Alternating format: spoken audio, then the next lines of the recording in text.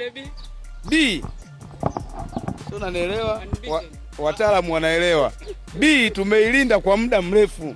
Dodoma Jiji anakuja kuivunja. Dodoma Jiji wewe zabibu ya 500 anakuja kuvunja B yetu, tumeumia sana. Lakini ndio football, lazima tukubali.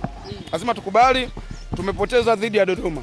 Lakini pia kitu kingine kinakwenda kuwa kama darasa kwa watu wengine ambao ni wachambuzi na watu wa mpira ambao wameshaaminishwa kwamba hivi virabu kwamba timu fulani ikikutana na Yanga ni sehemu ya familia. Hii inakwenda kuwafundisha. Huu ni mpira. Mpira ni dakika 90. Angalia Dodoma Jiji. Laiti kama tungemfunga zaidi ya goli 4 mpaka 5. Wadau wengi walikuwa wanashajua. Mimi nimemsikia mtu mmoja shabiki wa Simba anaitwa Mzee wa Saruti. Aliwahi kusema kwamba katika mechi ambazo mimi sizihesabu ni pamoja na Dodoma Jiji. Dodoma Jiji ni sehemu ya familia ya Yanga kwa sababu kuna Anthony Mavunde. Lakini football imekwenda kuwaonyesha kwamba huu ni mpira.